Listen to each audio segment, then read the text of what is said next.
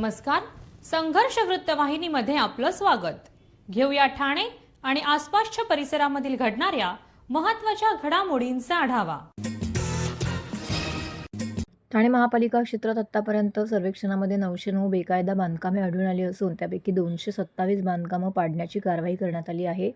सण उत्सवाच्या बंदोबस्तात पोलीस यंत्रणा व्यस्त असल्याने उर्वरित 642 बेकायदा बांधकामांवरती गणेशोत्सवानंतर हातोडा मारण्याची कारवाई केली जाणार आहे. असं असलं तरी या कारवाई आधी या बांधकामांचा वीज पाणी पुरवठा खंडित करण्याबरोबरच नोटीस देण्याची प्रक्रिया पूर्ण करण्याचा निर्णय पालिका प्रशासनाने घेतला आहे.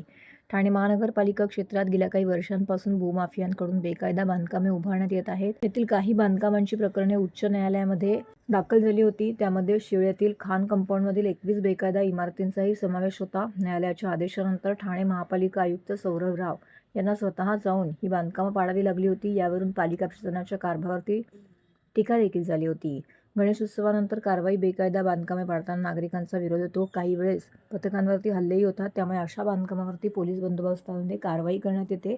परंतु सण उत्सवाच्या काळात बंदोबस्ताच्या कामात पोलीस यंत्रणा व्यस्त असते. त्यामुळे या काळात बेकायदा बांधकामांच्या कारवाईसाठी बंदोबस्त देणं पोलीस यंत्रणेला शक्य होत नाही. सण उत्सवाच्या काळात कोणतीही अनुचित प्रकार घडू नये यासाठी शहरात पोलीस बंदोबस्त तैनात केला जातो. या काळात पोलिसांना अधिक सतर्क राहावे लागतं. त्यामुळे गणेशोत्सवानंतरच बांधकामांवरती कारवाई सुरू होणार आहे, अशी माहिती पालिका प्रशासनाने दिली आहे. मुंबई, नवी मुंबई, पालघर आणि गुजरात भागातील वाहतुकीसाठी घोडबंदर हा मार्ग महत्त्वाचा मानला जातो.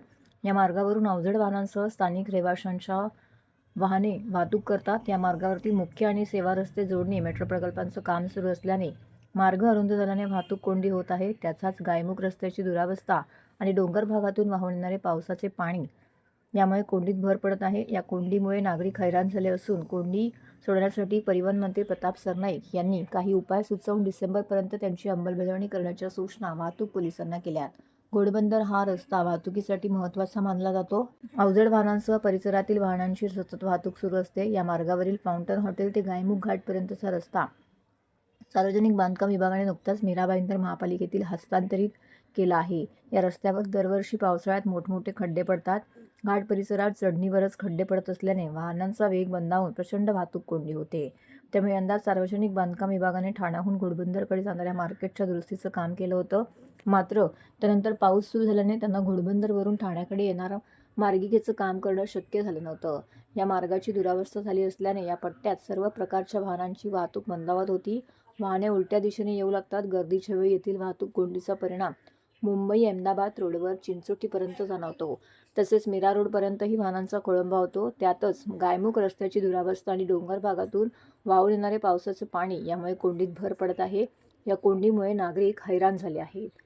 रात्री 12 ते सकाळी 6 वाजेपर्यंत फक्त घोडबंदर रोडला अवजड वाहनांना तुम्ही परवानगी द्यावी आणि सकाळी 6 वाजल्यापासून रात्री 12 वाजेपर्यंत अवजड वाहनांनाच घोडबंदर रोडला परवानगी देऊ नये, जेणेकरून फार मोठ्या प्रमाणात जी वाहतूक कोंडी होती ती होणार नाही. परंतु त्यासाठी त्यांना पालघर क्षेत्र, नवी मुंबई क्षेत्र सगळ्या DCP आणि सगळ्या ट्रॅफिक पोलिसांशी संपर्क त्यांना साधावा लागेल. त्यांची बैठक घ्यावी लागेल आणि ती बैठक घेतल्यानंतर त्यांना तो निर्णय घेता येईल. परंतु शेवटी घोडबंदर रोडची वाहतूक कोंडी जर दूर करायची असेल तर शेवटी अवजड वाहनांना प्रवेशबंदी हा एकमेव उपाय आहे. परंतु शेवटी अवजड वाहनांना सुद्धा काही ना काही वेळ देणं गरजेचं आहे. त्यामुळे रात्री 12 ते पहाटे 6 वाजेपर्यंतची वेळ आम्ही देण्याचा सूचना त्यांना केलेली आहे. ठाणे महानगरपालिका भवनामध्ये देवी देवतांचे फोटो, पूजापाठ, सत्यनारायण पूजा कार्यालयामध्ये ठेवण्यास मनाई आहे.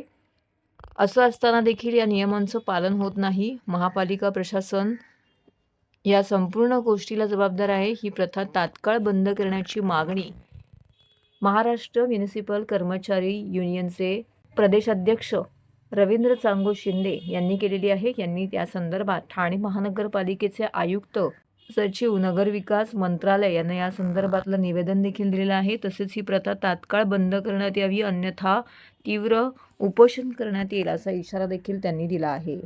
महाराष्ट्र म्युनिसिपल कर्मचारी युनियनच्या वतीने ठाणे महानगरपालिका आयुक्तांनी एक पत्र निवेदन दिलेलं आहे की शासन अध्यादेश GR नुसार शासकीय कार्यालयामध्ये देवी देवतांचे उद्यातीकरण, पूजापाठ, सत्यनारायण पूजा, गणपती उत्सव अशा प्रकारचे देवी देवतांचे उत्सव करण्यास बंदी आहे.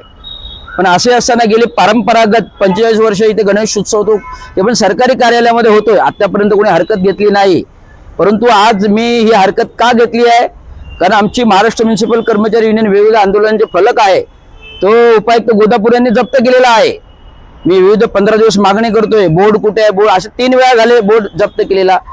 जर प्रशासनाचं जर ह्या महाराष्ट्र म्युनिसिपल कामगारांच्या युनियनला जर ऑब्जेक्शन असेल तर या गणपती उत्सवाला पण माझी हरकत आहे, जे सरकारी कार्यालयात एवढं मला सांगायचं आहे.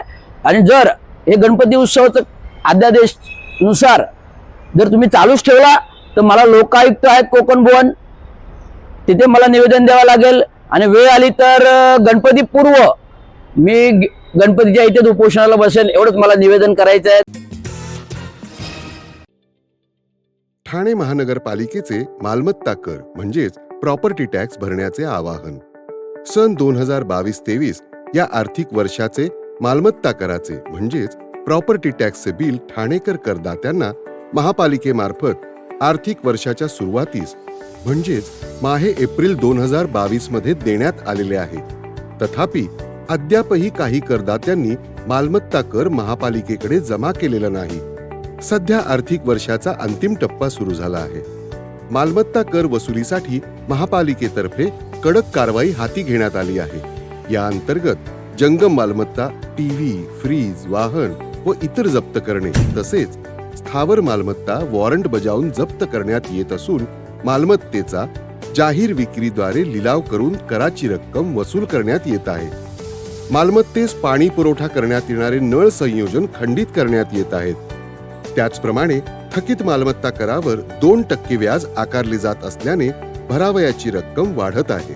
आपला मालमत्ता कर propertytax.thanecity.gov.in या लिंकद्वारे तसंच गुगल पे, फोन पे, पेटीएम याद्वारे ऑनलाईन पद्धतीने करण्याची सुविधा उपलब्ध करून दिली आहे.